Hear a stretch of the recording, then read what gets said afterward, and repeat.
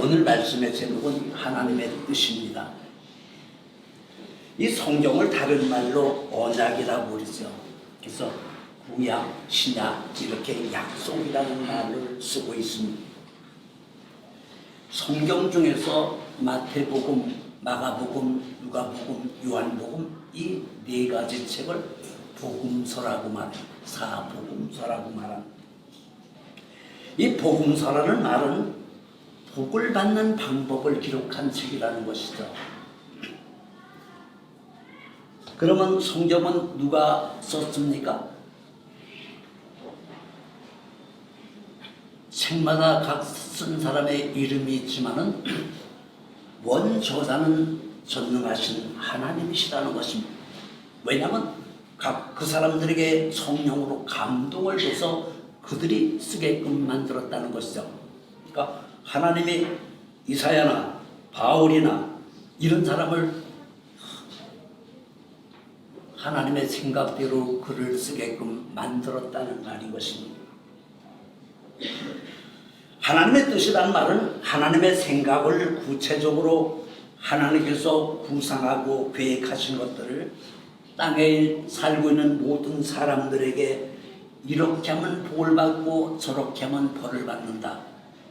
이렇게 하나님을 잘 믿으면 몸은 죽어도 너희 영혼은 죽지 않고 저 천국에서 영원히 살 수 있는 길이 있다는 이야기를 쓰고 있습니다. 그래서 성경은 한마디로 하나님의 뜻을 인간들에게 전하는 거룩한 책이다. 그렇게 말할 수가 있는 것입니다.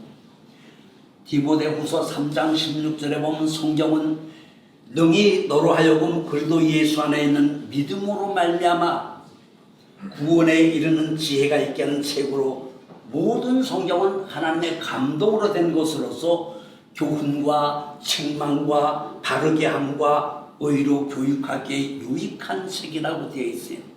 그러니까 성경을 읽을 때가 바르게 된다는 것입니다. 교훈을 받는다는 것입니다. 올바른 사람이 된다는 것입니다. 오늘 본문을 보면 너희는 이 세대를 본받지 말고 오직 한 마음을 새롭게 하라고 했습니다. 변화를 받으라 했습니다. 그리고 하나님의 선하시고 기뻐하시고 온전한 뜻이 무엇인지를 분별하라. 그러니까 복을 받는 방법은 하나님의 뜻을 알아야 된다는 것입니다. 그럼 오늘 읽은 말씀 중에서 우리를 향하신 하나님의 뜻은 뭘까요? 첫 번째, 하나님의 뜻은 마음을 새롭게 하여 변화를 받으라는 것입니다. 예수를 믿고 제일 먼저 변하는 것은 뭡니까? 이 마음이 변화해야 돼요. 교회 뭐하러 옵니까? 나의 심보를 고치러 온다는 것입니다. 이 생각과 마음 속에 우리가 바꿔야 되는 것은 이 생각을 바꿔야 되는데 이 생각이 바뀌어야 마음이 바뀌죠. 그러면 이 생각이 바뀌는 건 두 가지로 바뀌어야 된다는 것입니다. 첫째는 우리의 고정관념을 바꿔야 된다는 것이죠. 이 고정관념은 내 생각이 고정되어 변하지 않는 것입니다. 이 고정된 생각은 대부분 부정적인 생각으로 되어 있어요. 안 된다, 못한다, 나쁘다 뭐 이런 쪽으로 계속해서 고집을 부리는 것을 우리는 고정관념이다 그렇게만. 그럼 반대로 된다는 것은 뭡니까? 되는 것이죠. 반대의 생각은 이렇게 해도 되고 저렇게 해도 되고 그냥 된다는 거예요. 그래서 우리 속담에 하늘이 무너져도 솟아날 구멍이 있다는 말이 있고 호랑이에게 물려가도 정신만 차리면 살 수가 있는 길이 있다고 말합니다. 고린도전서 10장 13절에 보면 사람이 감당할 시험밖에는 너에게 당한 것이 없나니 오직 하나님은 너희가 감당하지 못한 시험을 당함을 허락지 아니하시고 만약에 그런 시험을 당할 때는 하나님은 피할 길을 주신다고 하셨어요. 그러니까 생각만 주님께서 원하시는 생각만 가지고 있다는 주님께서는 하늘이 무너져도 솟아난 구멍을 찾게끔 만들어 주신다는 것입니다.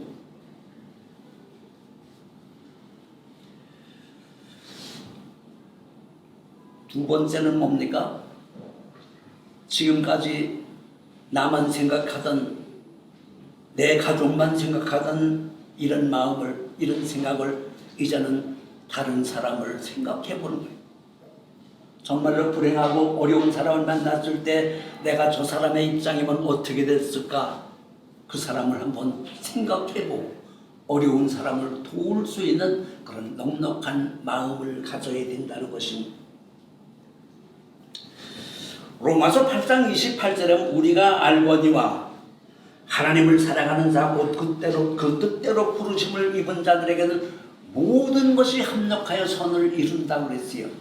이 말씀 안에는요, 불행과 고통과 기쁨과 이 모든 것이 다 어우러져서 결국은 결과가 좋게끔 만들어준다는 것입니다.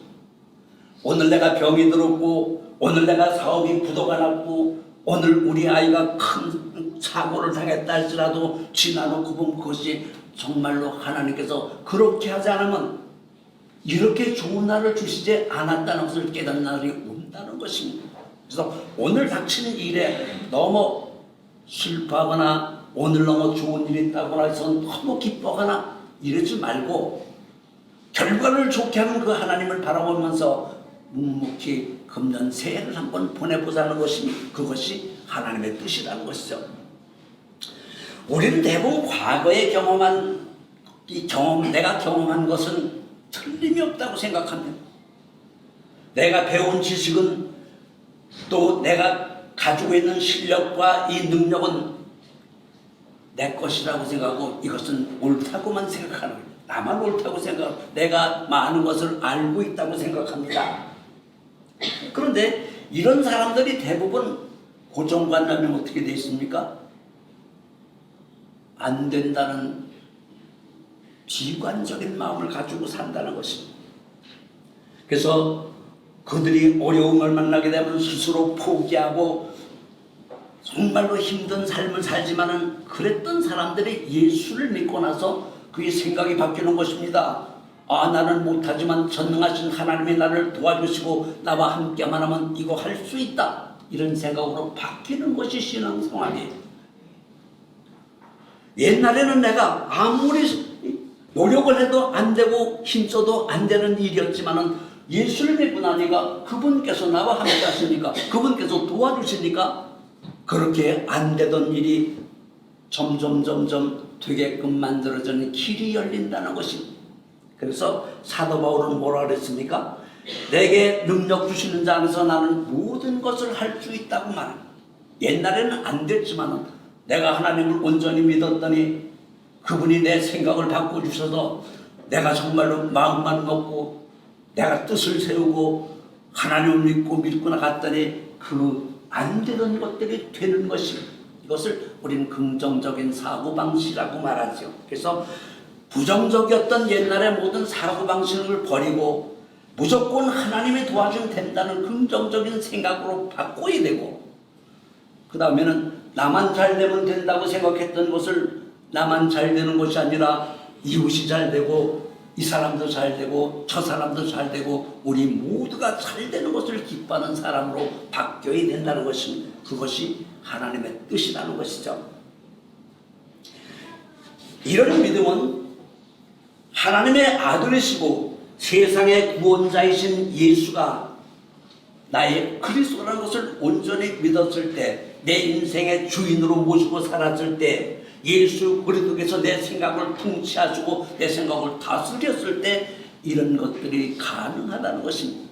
그러니까 예수님이 내 속에 와서 내 인생의 주인으로 살게 되면 내 생각과 마음을 그분께서 좌지우지해 가게끔 그분에게 맡겨야 된다는 것입니다.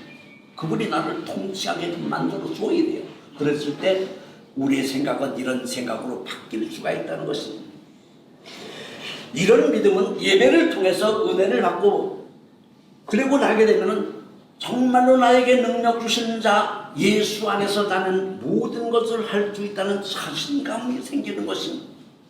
이것이 성령의 역사인 것이죠.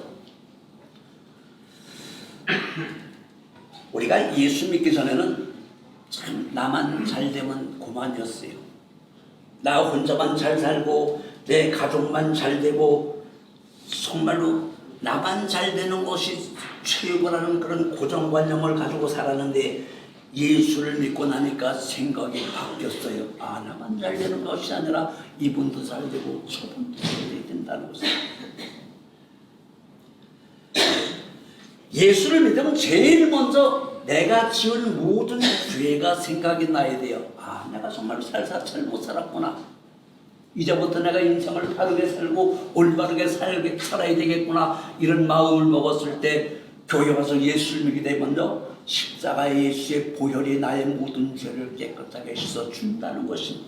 그렇게 되면 내가 지금까지 졌던 모든 죄를 깨끗하게 씻었어요. 이렇게 부정적인 생각을 다 버렸습니다. 이제는 새로운 사고방식이 생겼습니다. 이제는 죄를 짓지 않고 내가 올바로 살아야 되겠지. 이런 생각으로 우리가 살게 되는 것이죠. 이게 결국 그 얘기를 하게 되면 뭐가 살아나냐면 죽었던 나의 양심이 살아나는 거예요. 옛날에는 뭐 양심 남이 보는 거 아니니까 나만 아는 거니까 내 멋대로 살았지만은 이제 나의 양심은 하나님께서 보고 계시기 때문에 그 양심이 올바르게 살아있던 각오와 결심을 하게 되게 되면은 옛날에 그 고약했던 인간성이 점점점 변하여 착한 마음, 올바르고 정말 반듯한 그런 사람이 되게 되어 있다는 것입니다. 그렇게 되면은 누가 봐도 아, 이 사람은 복을 받을 수밖에 없구나 이렇게 인정을 해줘야 된다는 것입니다. 제가 어렸을 때 우리 고향에서 예수를 믿었으면요, 교회 집사면 온 동네에서 신용을 했습니다. 그 사람은 믿을 만하다는 거예요. 그 사람은 틀림없는 사람으로 인정을 해줬어요. 근데 지금은 못습니까? 집사, 장로, 목사 다 돌아서면 그 새끼 그러잖아요. 이게 잘못 믿어졌다는 거죠. 옛날에 우리 선조들은 정말로 하나님 보시기에도 합당한 삶을 살았고 사람들에도 인정을 받고 살았는데 오늘 예수 믿는 모든 사람들에도 인정을 받지 못하고 하나님 앞에도 인정을 받지 못했다는 것입니다. 왜 그렇습니까? 하나님의 뜻을 모르고 살았고 하나님의 뜻을 알았어도 그냥 뭉개고 살았기 때문에 이런 현실이 이루어졌다는 것입니다. 정말로 우리가 새로운 마음으로 하나님의 뜻을 알고 이제부터 금년은 내가 정말로 똑바로 신앙생활을 해야 되겠다 이런 각오와 결심을 하게 되면요, 금년은 내가 술 먹던 거 끊어야지, 담배도 좀 끊어야지, 싸움질 하던 사람도 내가 좀 참아야지, 이런 마음과 결심을 먹고 이것은 내 힘으로 안 되기 때문에 하나님 앞에 맡기라는 것입니다. 하나님, 나는 이러고 싶은데 나는 도무지 할 수가 없으니까 주여 내 생각과 내 마음을 주님께서 통치해 주셔서 이것을 내가 절제하면서 끊을 수 있고 올바른 사람이 될 수 있게끔 만들어 달라고 기도할 때 하나님은 그런 사람으로 정말로 칭찬받는 사람으로 만들어주는 역사가 이루어지게 된다는 것입니다. 이것을 십자가의 도라고 말하죠. 이것이 바로 예수님 제자가 되는 것입니다. 21년 새해에는 이런 부정적인 생각을 버리고 하나님 뜻대로 마음을 새롭게 변화시켜 새로운 사람이 되기를 예수님의 이름으로 축원합니다. 두 번째는 하나님의 뜻은 이 세대를 본받지 말고 하나님의 뜻을 이해하라는 것입니다. 에베소 5장 17절에 보면은 그러므로 어리석은 자가 되지 말고 오직 주의 뜻이 무엇인가 이해하라 그랬어요. 그러니까 예수님의 뜻이 무엇인가를 이해하라는 거예요. 성경을 읽을 때 그냥 자꾸 믿지 말고 그 말씀이 도대체 예수님은 왜 이 말씀을 하셨는가 이렇게 생각하라고 모르면 예수님 다시 물어보세요. 그러면요 성령께서 나를 그 말씀을 깨닫게끔 만들어주고 그것도 안 되게 되면 나중에 꿈속에서도 하나님은 이건 이렇게 됐다고 해결해 준 역사가 분명히 있습니다. 정말로 하나님을 의지하고 하나님의 뜻이 무엇인지를 한번 물어보고 그 뜻을 이해를 할 때 우리는 하나님께 칭찬받는 성도가 될 수가 있다는 것입니다. 그래서 이렇게 이해한 사람은 어떻게 알았습니까? 술 취하지 말라 이는 방탕한 것이니 오직 성령의 충만함을 받으라 그랬고 본문 2절에도 너희는 이 세대를 본받지 말고 마음을 새롭게 함으로 변화를 받으라 그랬습니다. 이 세대가 어떤 세대입니까? 수단과 방법을 가리지 않고 자기 유익을 위해서 나쁜 짓을 해도 높은 사람, 있는 사람은 다 무죄로 풀려나고 돈 없고 힘없는 사람은 억울하게 감옥살이를 하는 세상이 이 세대 아닌가. 불공평한 세상이라는 것입니다.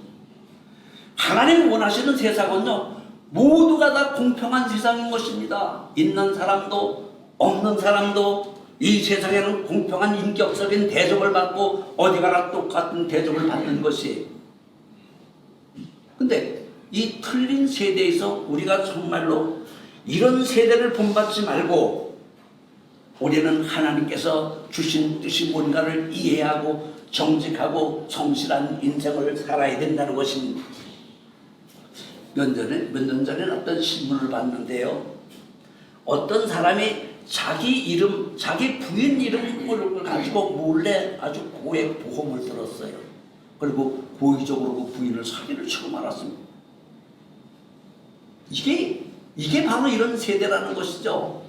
같이 살면서 부인 몰래 이름으로 보험을 들어놓고 보험금을 타기 위해서 부인을 살해를 해버리고 말았습니다. 나중에 들통이 나서 지금 영창 생활하지 않습니까? 이런 흉악한 세상이 이 세대요. 죄를 짓고도 양심의 가책을 받지 않는 것이 바로 이 세대라는 것입니다. 하나님의 뜻은 이런 세상을 본받아서는 안 된다는 것입니다. 의로운 예수님을 믿고 예수님을 본받아야 된다는 것입니다. 예수님은 어떤 분이셨습니까? 이 땅의 사람으로 가장 정직하고 올바르게 사는 기준을 보여주기 위해서 모델로 이 땅에 오셨잖아요. 자기를 위한 삶이 아니라 다른 사람을 위해서 사는 삶.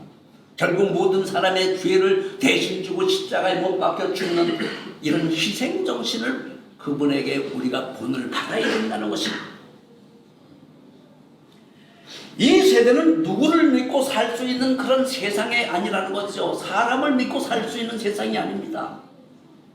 정말로 하나님 외에는 믿을 사람이 아무도 없다는 거죠.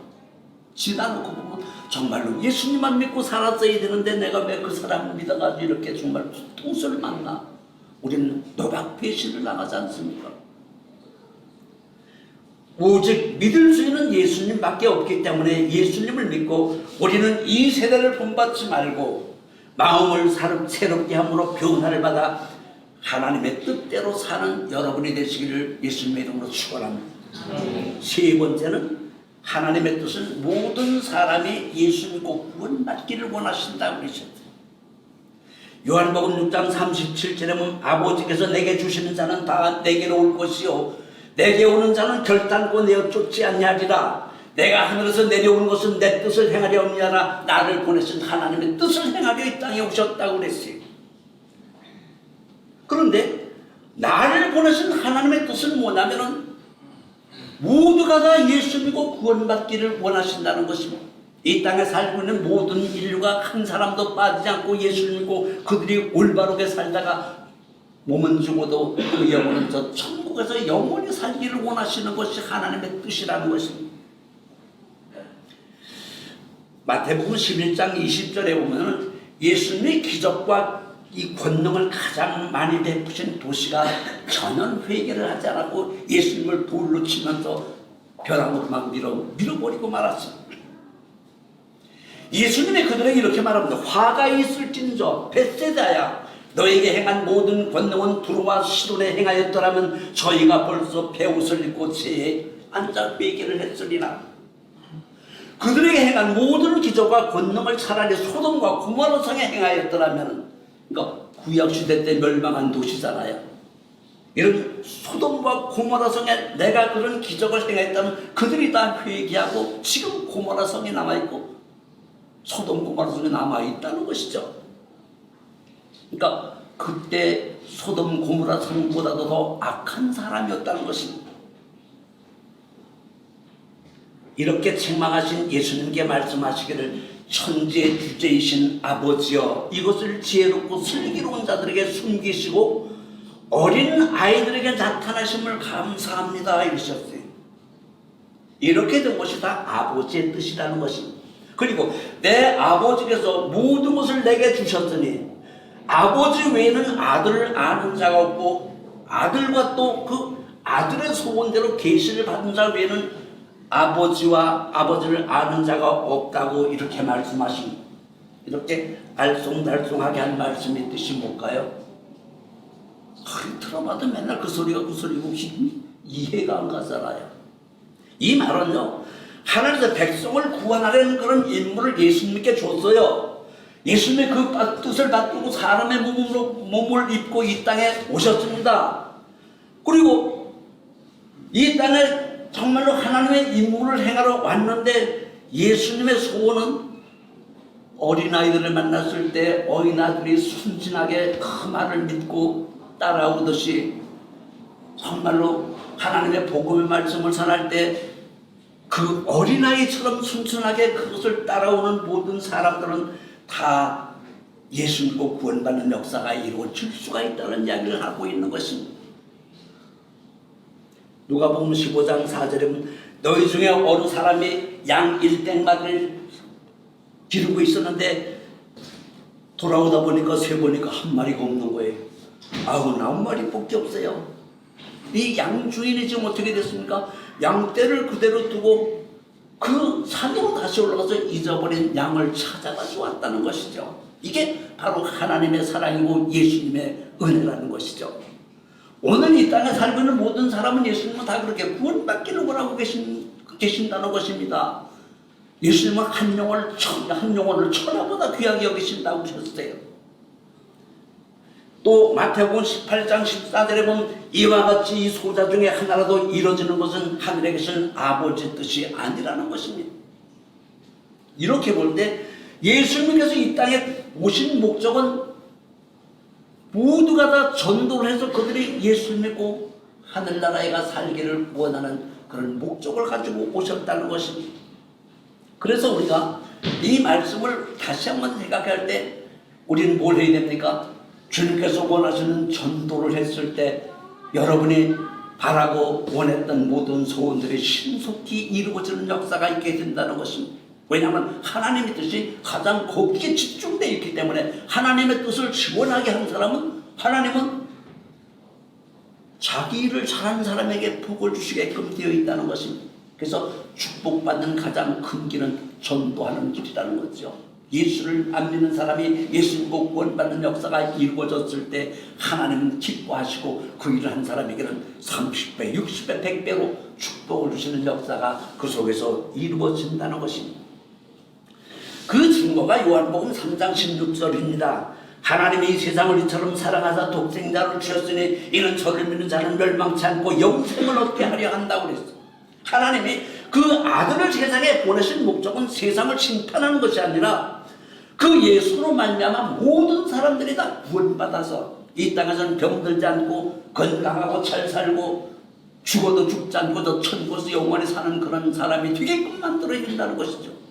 이것이 예수님께서 이 땅에 오신 목적이라는 것입니다.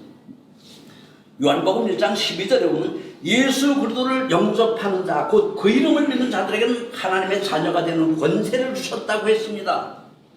정말 우리는 하나님의 아들인 권세가 있는 것이죠. 요한복음 5장 24절에 보면 예수님 말씀을 듣고 또 예수님을 보내신 하나님을 믿는 자들은 영생을 얻었고 심판에 이르지 아니한다고 했어요. 사망의 동네에서 생명의 동네로 이사를 받다. 전도를 받게 되면요, 죽었던 사망의 동네 살다가 생명의 동네로 이사를 왔다는 것이죠. 그리고 그런 분들은 죽어도 몸은 죽었지만 영혼은 죽지 않고 천국에서 영원히 사는 길이 열려 있다는 것입니다. 그러니까 예수님은 이런 임무를 받으시고 이 땅에 사람의 모습을 입고 오셨어요. 사람의 몸을 입고 오신 예수님은 뭡니까? 말씀이라고 그랬어요. 말씀이 사람이 되었다고 그랬죠. 마가복음 1장 38절에 보면 우리가 다른 가까운 마을로 가자. 거기서 전도하리니 내가 이를 위하여 왔노라. 예수님께서 3년 동안 제일 많이 하신 게 길거리 나가서 전도한 겁니다. 노방전도를 그분이 하셨습니다. 회당에 가서 예수님은 복음을 전했고, 길거리에서는 길거리에서 병자를 고치면서 하나님의 역사를 이야기하면서 정말로 예수님과 구원받기 위해서 전도를 제일 많이 하셨던 분이 그분이고, 나중에는 그분께서 십자가에 못 박혀 죽었다 부활하시고 마지막 하늘로 올라가실 때도 뭐라 그랬습니까? 제자들을 전부 다 마놓고 그러잖아요. 너희는 정말로 예수를 증거하는 증인이 되라고 말합니다. 너희는 온 천하에 다니면서 만민에게 복음을 전파라. 믿고 세례를 받는 사람은 구원을 얻을 것이요 믿지 않는 사람은 정죄를 받고 지옥 간다고 말합니다. 마태복음 28장 19절은 그러므로 너희는 가서 모든 족속으로 제자를 삼아 아버지와 아들과 성령의 이름으로 세례를 주고 내가 너에게 분부한 모든 것을 가르쳐 행하게끔 하라고 말씀하셨습니다. 예수님의 전 생애는요, 복음을 전파하는데 온 힘을 기울이셨어요.